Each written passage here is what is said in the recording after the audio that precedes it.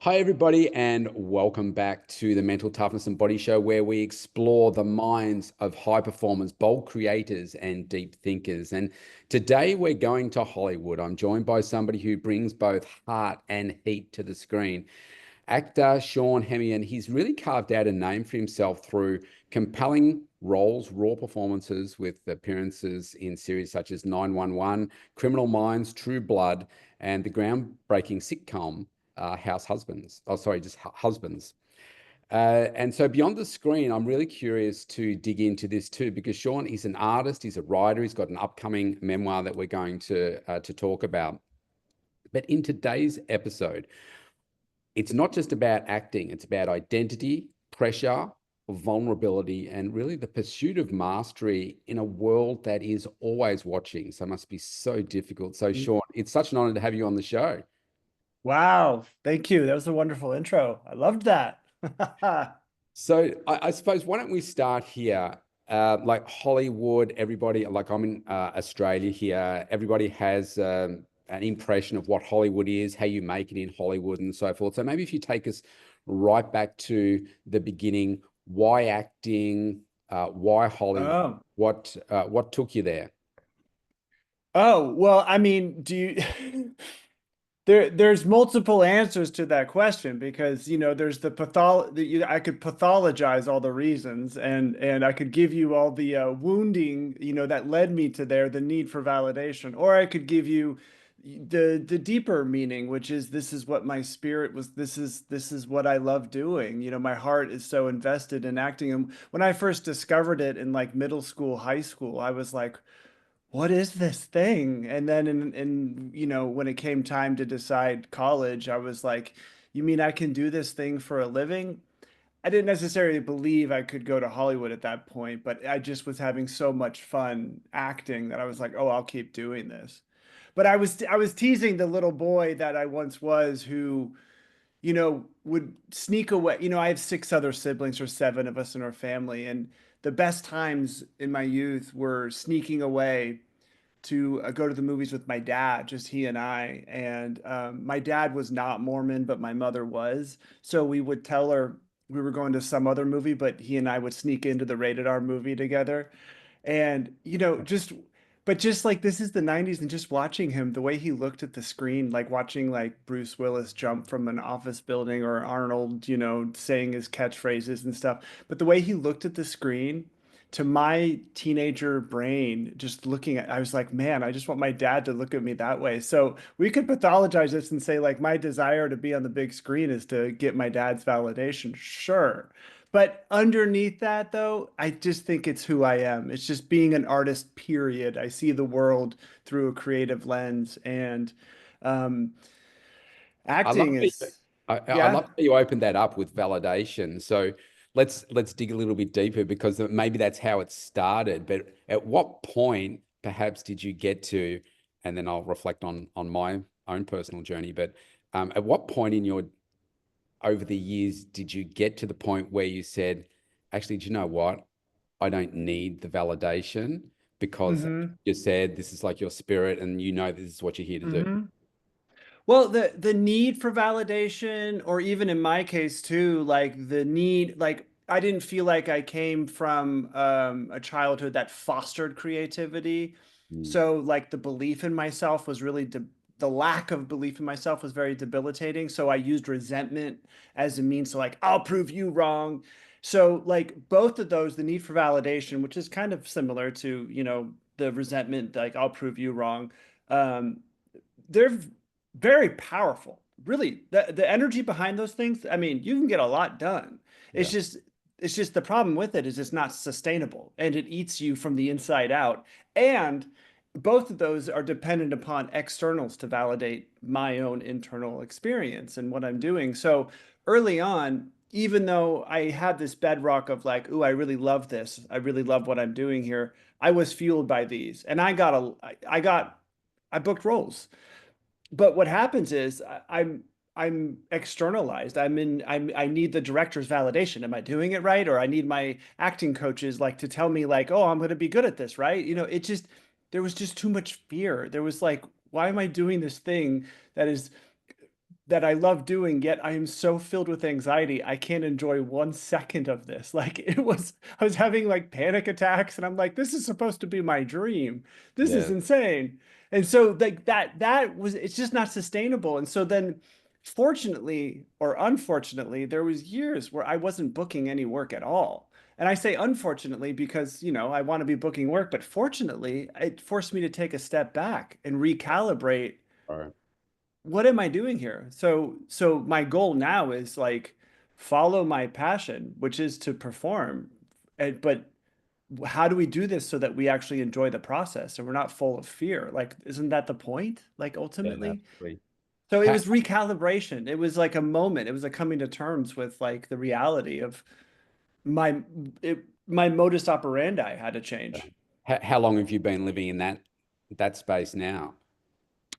Oh, I give it. I mean, I would give it. Honestly, it's sometimes it's like turning around the Titanic, though. It takes what it takes. It takes time because you're operating in an entirely different way, in my experience. So it took a number of years to sort of turn around. But I would say in the last couple years, like now that it's turned around, I feel like a different animal. Yeah. My acting's on another level, my confidence is on another level. It's like all that hard work and grit I've been putting in is now paying off. And but the best part is like I know that. That is so satisfying to stand on that. Yeah, yeah, that's really beautiful. I mean, from my perspective, like I turned 57 in August, and uh, I can honestly say it's probably only been this year that Yeah. I realized that what are you doing? We do seem to do a lot in our lives to seek validation, and I know that's how I Mhm. started my childhood. Looking for that validation because I guess when you're a kid, you judge your success by the results that you get. And I didn't have friends. I didn't have a girlfriend. I was Right. I was a C student. I'm only 5'5", so I'm a short guy. I was bullied because of my size. I looked weird and stuff. So, I had a very poor self-image, and so I was Hmm. looking for that external validation.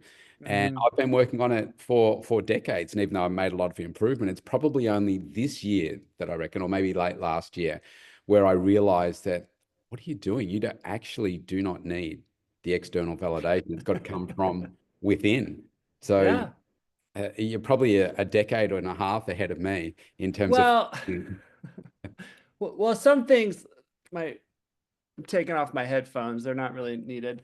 Yeah. Um, some of that, I mean, some of that is age. Like I think we do have the life experience and we do grow up and we do, just life tends to do that for us. But eventually we get there. Whatever, it takes what it takes.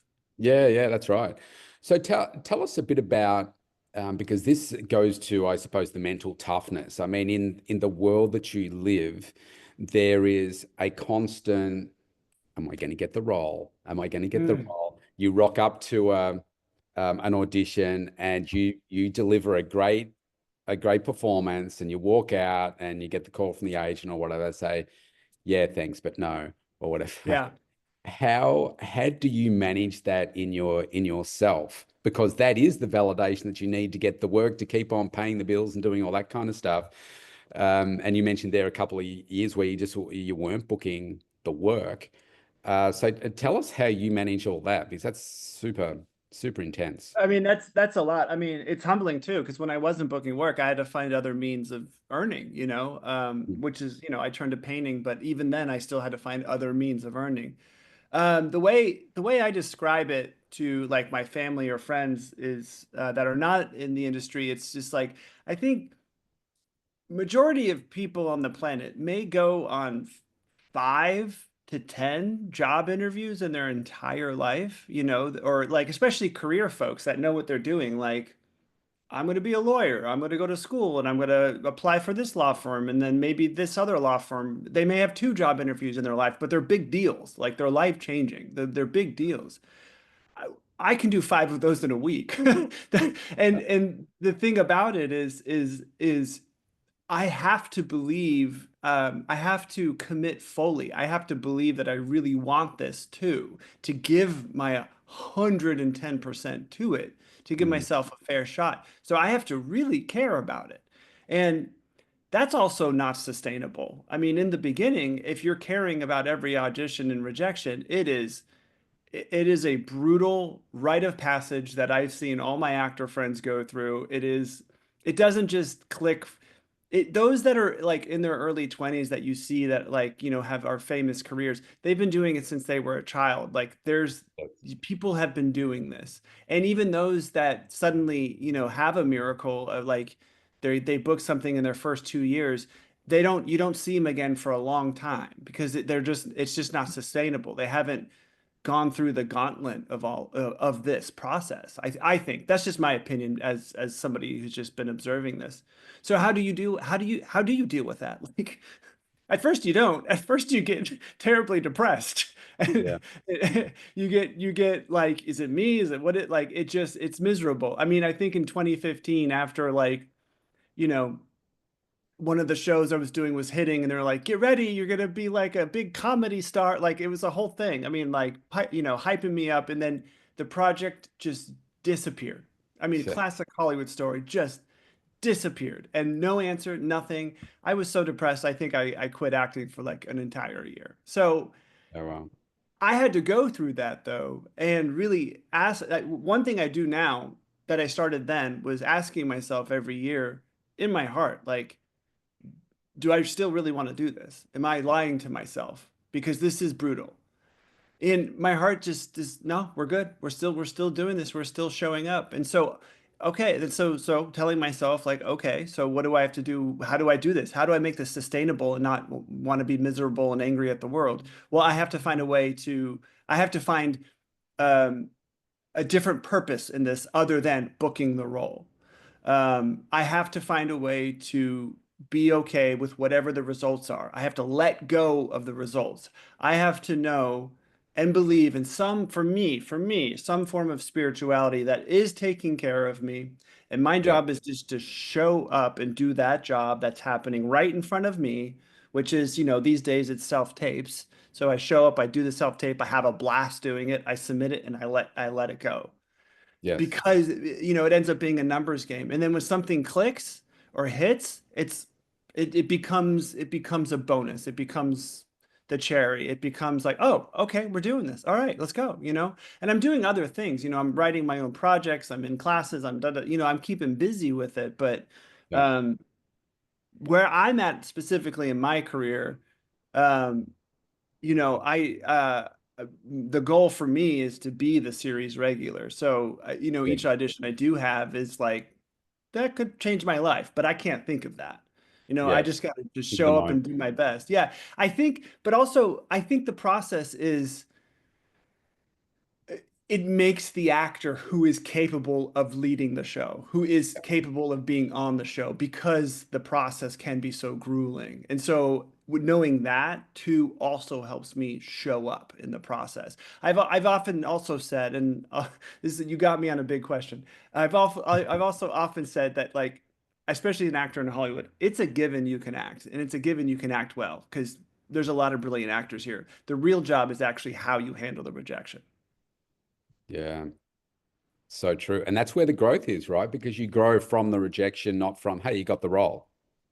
Yeah, oh, absolutely, absolutely. And unfortunately, the first half was the rejection would just prey on this shame, like, oh, I'm bad. I'm not, Yeah. I don't believe I'm not, I had to learn that the thing preventing me from growing, and when I say growing in this instance, growing to a place of ownership where I know I'm okay if I don't book something, I Yeah. had to heal the shame. I had to find a way to be okay with the fact that I was rejected for the role or whatever. I had to find a way to know um, that everything was happening exactly the way it was supposed to be, which Mm. meant giving up my timeline. So Yeah. many so many people in any industry, but especially actors, they show up, they have this idea that like it's gonna Yeah. happen in a couple years, or if you ask any agent in town, they're like they all say 10 to 12 years. It's just kind of like what happens, and that was hard. Giving up my timeline, it's like by the time I'm 35, I'll be the number one on the call sheet on whatever hit show, and I'll have my house and my kids and blah blah. No. Yeah, doesn't matter what that. When you do get a rejection, do you get like structured feedback so that you know, or they just say it's a no? You get worse than that. You get Oh, ghosted. You oh don't get wow. anything. Yeah. I mean, I mean, at this point, at this level, yes, if I wanted my reps to, ask them, hey, was there any feedback for Sean? Like, at this level, they're just going to say he was great. We love him. He's still on our roster of people to call, but he's just not right for this role. Like, that's what they'll say. Right. They're not Okay. going to critique they're not Everything. going to critique my acting. They're not going to, there's no point because I show up. I know I do a good job for them, but Yes. they would just know. And if they wanted, like, if they're excited about me and think I'm right for it, but they want to see me do like another shade that like really is in line with this character, then they'll ask me and I'll submit something else. So let's say, so you've obviously been in roles, and Husbands, is that an ongoing show for you No, now? that was a big deal about 10 or actually like 10 or so years ago now. Oh, okay. That was yeah, that was just a big deal then because it was a newlywed sitcom but with two guys, and it Yeah. it was made online first with a bunch of TV people to like gather the following and then take it to TV, because 10 years ago, I mean it seems so crazy now, but 10 years ago it was still a big deal. Other than Will and Grace, there wasn't many gay shows, primetime gay Yeah. shows with like the two leads being, two men or something. There was like the new normal, but it wasn't doing so well or something like that. So they made a smart strategic move to like build up the fan base and then be like, look, there's an audience for this. And so I was heavily involved in all of that and for CW as well. But that ship sailed and, moving on. Okay. Okay. Yeah, yeah. So say you're in something now. How important is the relationship building with the producers, directors, all that kind of stuff, to make sure that the role is ongoing? And of course, all these directors know other directors. It's like, hey, Sean's great for this. He'd be great for this other role. Yeah, yeah. How important is that? I would say, how do I say this?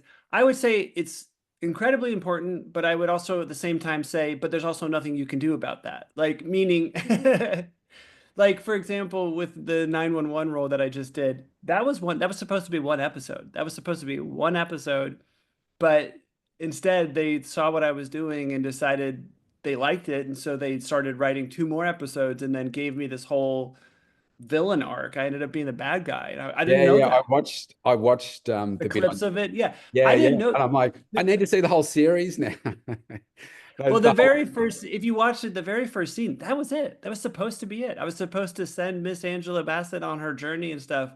But they started throwing me more things, and then suddenly they were like, "Oh, actually, he's going to be our bad guy," and have this whole arc with that. So like, Yes. but I didn't do anything like charm them. I just showed up and did my job to the best of my ability.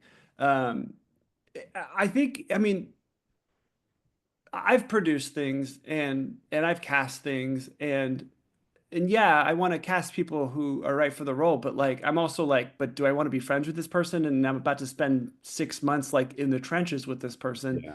Are they an a-hole, or like can I get along Yeah. with them? And so, and that goes back to what I originally said, which is like I just don't want to be in like fear all the time. I want to enjoy the process, which therefore makes me more enjoyable to be around, and I want to be present for it and not in fear, which can, if I'm in fear, it could look like I'm closed off, I'm an a-hole, or I don't know, it could look like anything, and people wouldn't want to work with that. They want confidence and somebody they want to hang out with, and that's how you do that. Yeah, nice. I like that. And no different to any other way in life, really. It's just that uh, Exactly right. Yeah. probably it's much more real time in Hollywood. It's like, nah, you're this, you're that, you're gone. Yeah.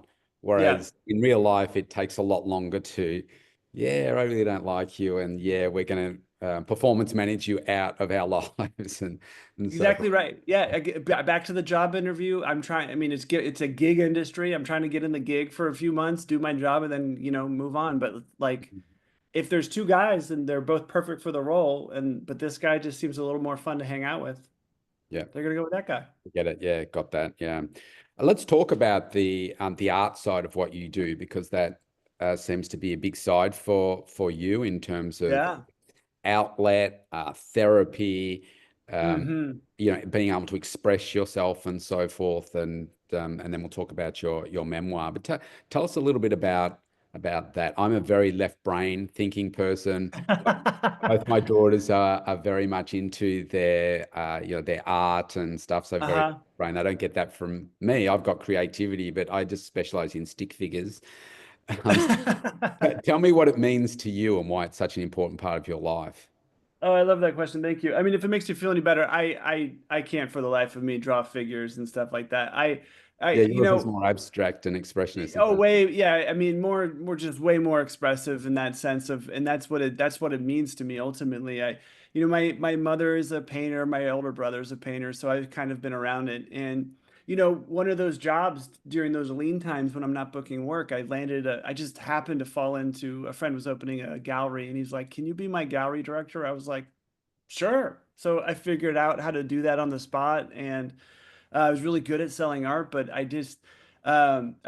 wish I had $10,000 to pay for my artist's work so I could take it home, which I didn't have. So I was like, I'll go home and paint it myself. Yeah. And then I quickly realized why I was paying him $10,000, and then I was like, but I really love doing this. And so for many, many, many, many, many years, I mean, I was prolific with the amount of work I was churning out, but it was all for me. It was all for me. It just felt good. It was another way of expressing what was happening in the present for me, but also all the trauma from my past. And that's the way, especially abstract art, it is a healing modality. It allows, unconscious, feelings, emotions dug down to just come out in a safe space. That again, that's really what it was. But in the last 5 years, I married it with my skill set as a gallery director, and I've come out as I've come out as an artist, as an Yeah, abstract no, expressionist, and I've been in shows. I'll have a show in Berlin over the summer, so I'm going international. Maybe I'll be coming your way. I don't know, but yeah, nice. that was totally unexpected in this life. I moved to LA. I'm an actor. I'm an actor only, and then here I am with the book we're about to talk about and my art, and it's just life is beautiful. Like you don't know where it's going to take you. It is, yeah.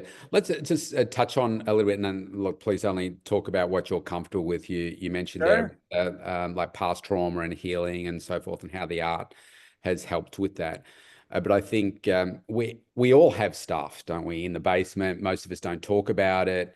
And what I like to do on this show is also give people, well, inspiration, but also perhaps they might pick up on something you say around a strategy that, like the art therapy, if you like, to Yeah. help people. You've got to get it out of your head, otherwise it will just Yeah. consume you, right? And Yeah. certainly if you don't, then it's going to hold you back from getting that role that you want. So maybe just tell us a little bit about like I say, what you're comfortable in sharing about what that's meant Sure. to you, and I guess where you are now with the healing. What's where I'm at the healing with the Oh, trauma? well, the Like what? trauma, yeah, like the trauma. Oh, What you're comfortable in sharing about that, and oh, I mean, I'm about to come out with a memoir that's just like all of my trauma. So, right. Well, you I know, tell you what, then why don't we talk about tell us about the meaning memoir, I'm and we can comfortable thread it talking about through any that. of it. Yeah. Well, let's talk about it through the memoir. You know, it's What's really driven funny. you to write your memoir? Well, is when I sat down to write it, and I'll answer that question, but this is funny because when I sat down to write it, I swear to you, the first time I started typing the words, I kind of threw my hands up in the air and I was just like, ugh, I don't want this to be sad. And I Yeah. was like, oh, that's the title. And that was the title for like the first 6 months to a year because I just didn't want to read another Yeah. Sob story. trauma porn, like you know what I mean? Like it's somebody that you didn't they probably should have done some healing before they shared this with the world. Yes. And my story, I'm 20 years sober, and that's how long it took me to separate from my story so that I could tell it from a place of healing. And it's called The Good Little Drug Lord. It's about a gay Mormon drug dealing narc for the federal government, which is there's your pitch. There's your like what and how does that There's a lot happen? in there. Yeah. And we in the show notes you can put like my Instagram so people can follow me and I can give them the publication date when it comes out. Yeah. We'll do that. But I there's two reasons why this book is happening. The main reason, of course, is it's a story worth sharing, especially because of where I'm at now. That's Mm. if I wasn't where I'm at now with the successes in my life, but also with the healing and how I filled out as a human and an adult man in this world, then there would have been no point in telling the story. It would have been like, look what happened to me, and then that's all it would have been. Yeah. So it's because of my arc and because of the arc I went on with my Mormon mother, who's still practicing, and she's a central part to this story. That part, but also because, there was an incident that happened, and this is like midway through the book, where a young man died, and I failed to act in time. I mean, yes, I was drug addled and on day 3 and paranoid, but he died, and I could have probably acted faster to save his life, and I didn't. And I dropped his body at the hospital, dead, drove sped away. I mean, terrible. Uh, And that really, I part of the investigation in the book for me was digging. I go forward in time through the rise and fall of this, informant, drug deal, mafia business, and then I go backwards in time because I felt like a piece of crap about myself. I felt I hated myself, but I still thought I was a good person at least. And this mm, called that into question, and that challenged everything to my core. And then the worst part was, this is my biggest regret, was 2 weeks later, I got a random phone call from this young man's mother. I had met him on that day, by the way, that he passed, and that was the last number on his phone bill. So I didn't even really know him. But his mother called me, and I was still paranoid and still thinking they were trying to catch me I don't know what I was thinking. I was very high on crystal meth. But I hung up on her, and that's awful. I robbed her of closure. I robbed her of, and a year later when I got sober, I tried to find her. I couldn't find her. And then in the last few years while writing this book, I tried to find her, couldn't find her. I just don't have all the information to do so. So this message is also acting like a message in a bottle, mm. for her. I wrote for this like probably super Christian 75, 80-year-old white woman in the deep South. Like, yeah, she's really going to read my book. But you know what? Maybe I'll reach her. Who knows? I have no idea. So I wrote it for her, but also like she's a stand-in for all mothers, grieving their sons, or anybody, it's not just LGBT at all. It's not just addiction. It's family, it's redemption. Mm. It's identity. It's all the things you started, with Yeah. what you were saying.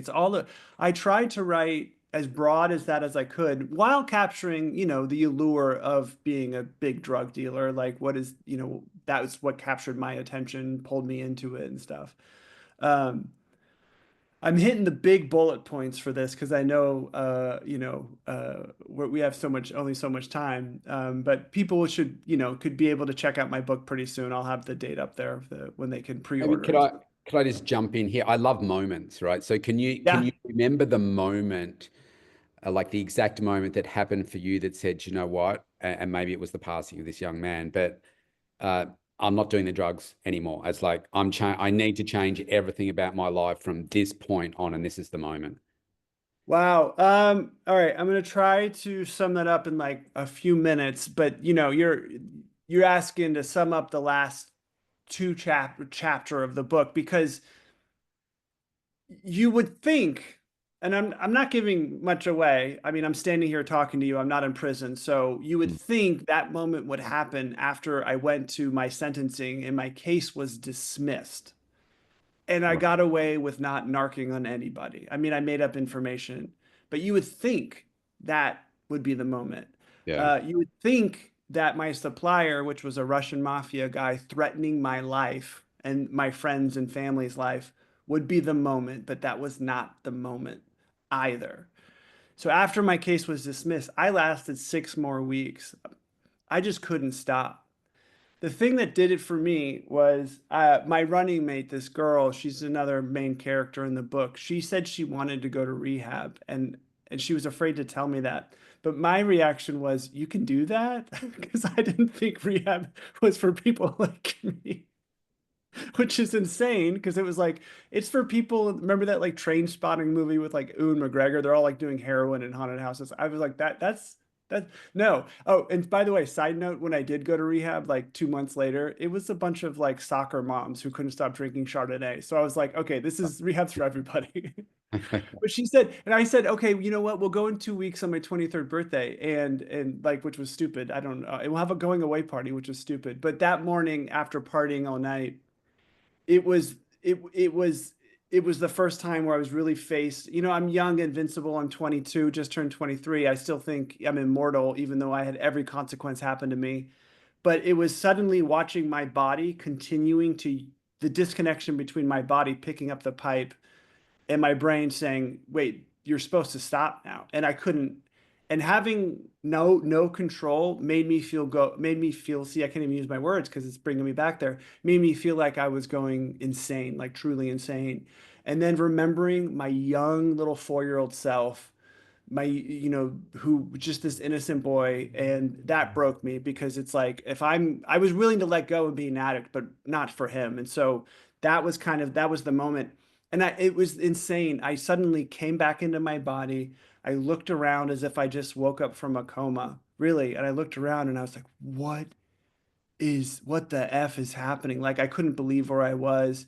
And then I crawled down to my running mate, that girl, and we called her parents and they came and, hers came and got her, mine came and got, it's far more dramatic in the book, but Mm, it was thinking I crossed every line. The final line was thinking I truly went crazy. And yeah. then suddenly in that craziness, seeing the innocent 4-year-old that I once was Mm, and wanting to give him like a fair shot at something. Like, and that was it. And then that opened the window of clarity. We talk about that a lot in the recovery rooms. Like yeah. people who had their bottoms, they have a moment where like a window of clarity opens where you see, like searingly see what is happening for what it is. And you know that window's closing because the addiction is like calling your name and you got to jump. You got to reach your hand through and say, I need help. And that was it. Well, I mean, just hearing all that, I know that there's a lot more to it, and we're talking about years of what you would have gone through. But I'm proud of you for still being here and you're getting through all of that. And it's probably something that you don't hear a lot, and particularly in your neck of the woods. No, you just don't get the rule as the role, as opposed to somebody actually saying, "Hey, do you know what? I'm proud of you, Sean, Thank you. for loving yourself enough and loving your life enough to, be here still." I Um, appreciate you. and that kind of if I go a little dark for a moment, the reason that I can see that is I lost my daughter um, 2 years ago, and she was only 15, and she had an anorexia, and that was from bullying at school, and we had COVID here, and we were locked down Oh, for like God. over 300 days and stuff, and it was Yeah. horrible. Um, and she ended up taking her own life. And so I know what it means to, have the strength to see that you do want to stay. And you just think about all you thought back to that 4-year-old version of yourself, and you think about all the joy and excitement that you get to bring to people through the screen and through your artwork. And I really don't think that healing, say, it's got an end date. You just continue to become greater at what it is that you're doing. So yeah, I'm proud of you for being here and doing what Thanks, Rob. Yeah. I, I don't know why me. I don't know why. I mean, the book starts with my suicide attempt at 19. mm, Um, uh, Part of my book is trying to understand why too for me. Like even my life now, like with what I went through, I'd be grateful living in some no-name town doing some 9 to 5 like normal life, but yet I'm doing this in Los Angeles. It just seems insane that yeah, this is all bonuses. And how I survived, I don't know. Why my thinking or what universal aid came to me, I can't, I don't know.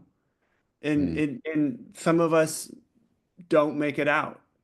yeah, I definitely have lost past relationships, exes, committing suit, same thing. And so um I know I know that's not a strategy, but it if anything, it does make me grateful for the life I currently have. And if there is a number one strategy that I have found for anything, acceptance is the answer to all my problems today, and the way to acceptance is gratitude. Like Yeah. that's Yeah. the takeaway. That is the takeaway. Yeah. Yeah. Beautifully said. I know we could keep talking for hours here. I'll just go through Yeah. a couple more questions. This is really great. Um, so what would you say is important to you right now? Other than my two little Boston Terriers, I don't know. I'm kidding. Um, that what is important to me right now? I we've talked about my shifting motivations, like, how it became okay, I'll say it like this.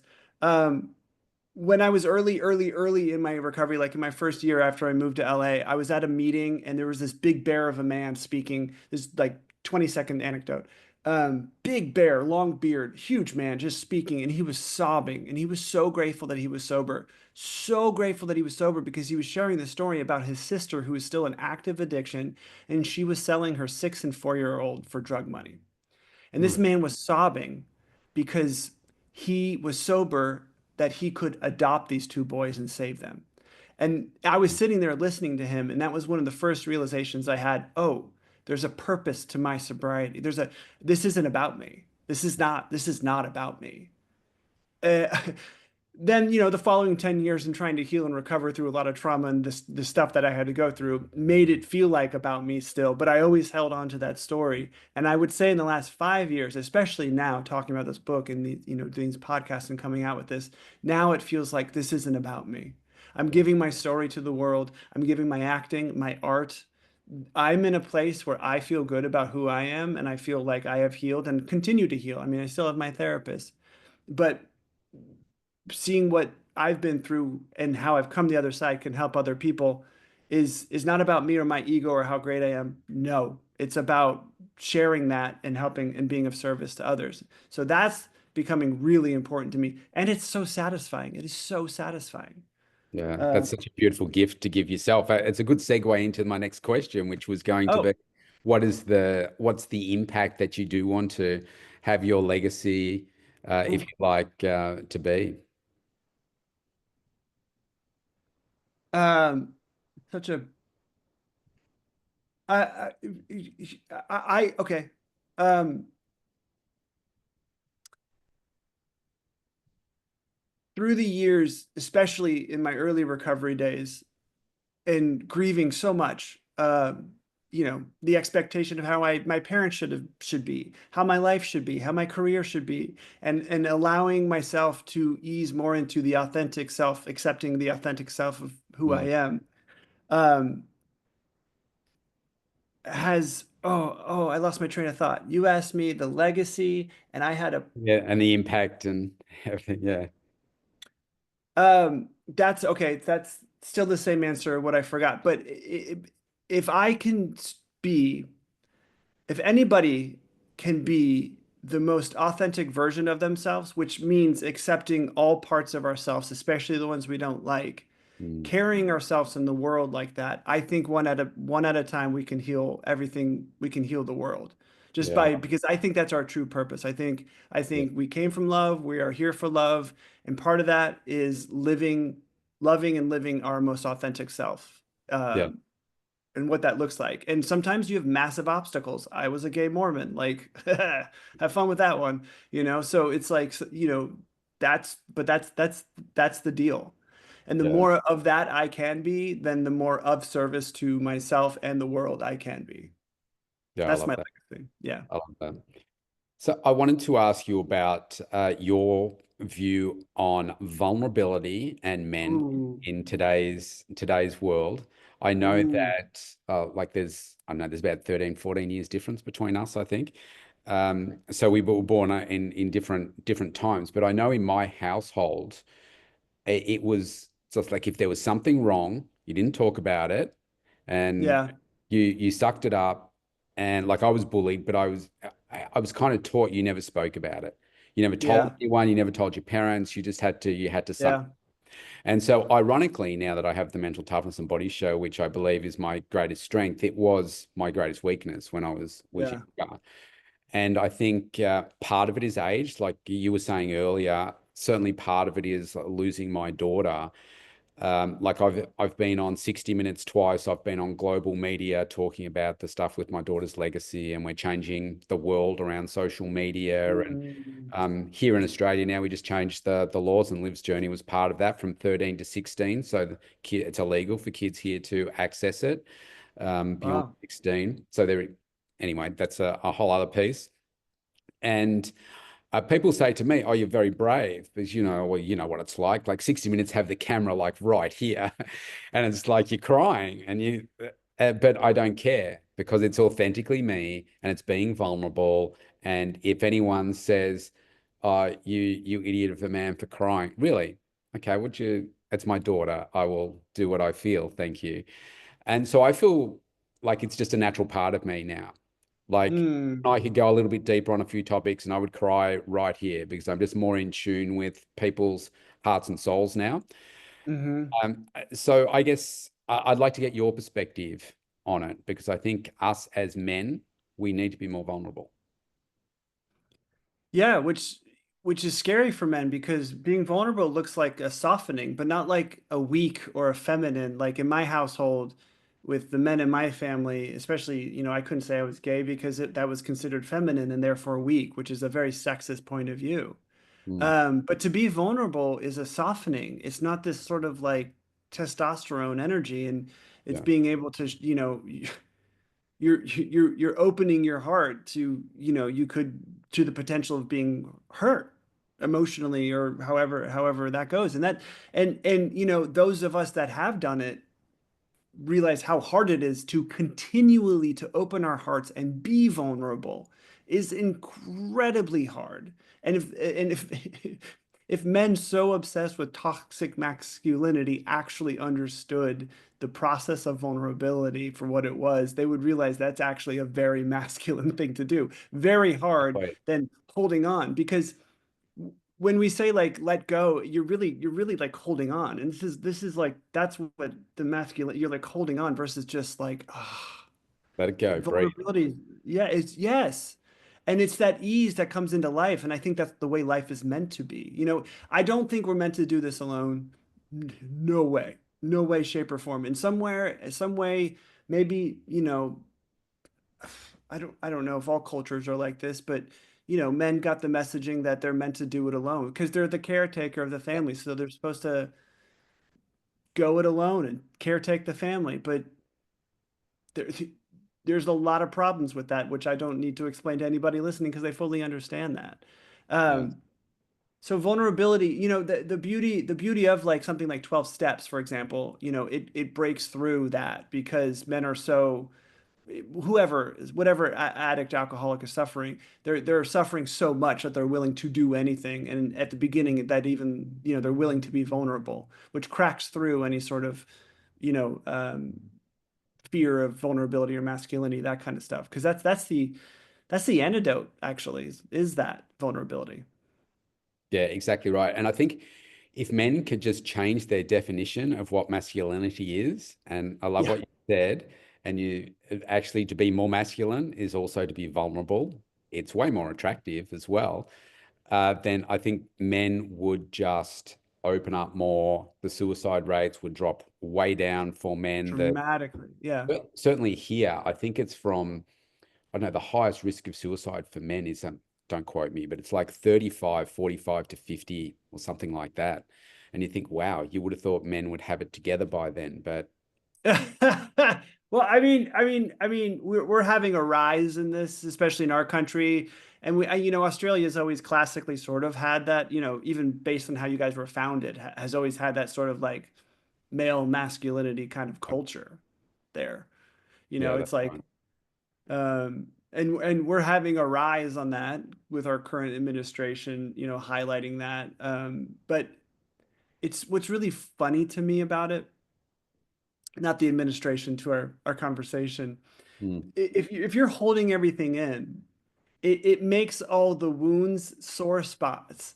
And yeah, these men who think they're really masculine for holding it in are actually incredibly sensitive, incredibly emotional, and like they get triggered way more than you would if you were vulnerable. In fact, when you share what's happening, it takes away the power of whatever that wounding is. And so the irony is it by acting the way they're acting, they're doing the opposite of what they think they're doing. If that makes Yes. sense. They think they're being tough by holding it Yeah. in, but they're making it worse, which makes it harder to hold it in and makes them cry make sorry to use the frame crybabies, but it makes them infants, it makes them children, you know? Yes.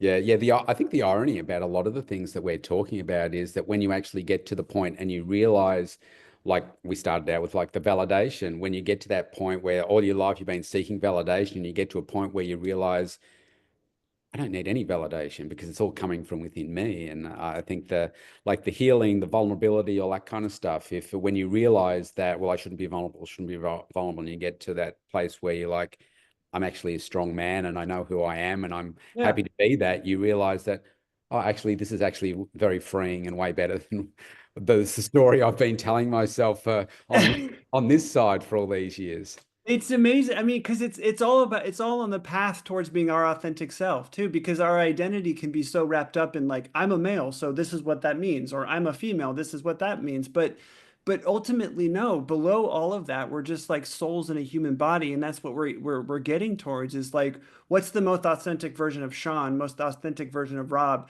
outside of whatever the label of male or female means, or masculine or feminine, or actor in Hollywood, or it's like what is below all of that. And I'll say this final thought with this.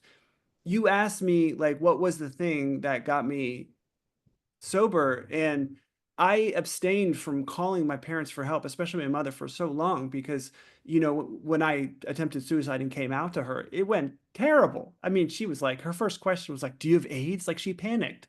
I was like, woman, I just cut my wrist and this is what you're telling me. Like, this is terrible. Yeah. So I didn't think they cared or loved or wanted anything. But when I made that call and I just said mom, but my voice was so full of like the 23 years of our relationship. It was like she was an activated sleeper cell. Like she was like, where are you? We're on our way. Mm. Because beneath beneath her Mormon faith and my sexuality, beneath whatever resentments, fights, bottom floor, I even beyond the label of son and mother, I was still just a hurting soul, but I was her son, she was my mother. Beyond all that stuff, acting feminine, masculine, whatever. And she was like, I'm there, you know? Beautiful.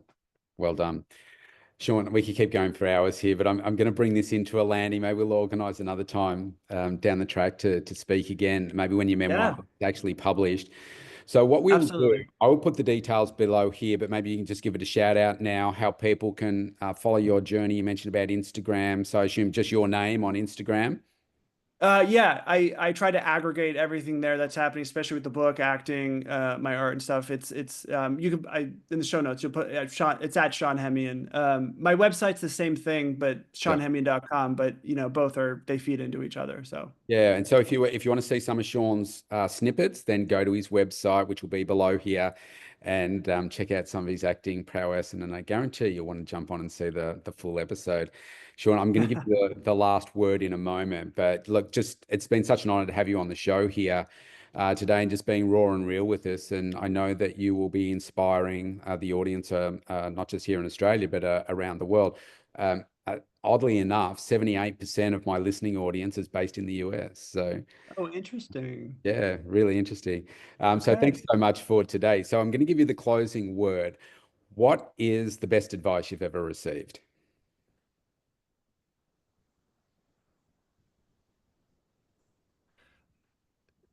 Uh, the best advice I've ever the best advice I've ever received is accepting that the three most spiritual words I could say is I don't know. If Nice. I if I stay in a beginner's curious mindset, I have an open mind and it allows me to heal and grow because maybe I don't know. If you think you know something, you're screwed. Nice. I don't know. Thank you, Sean. It's been an honor having you on the show. Yeah, thank you for having me.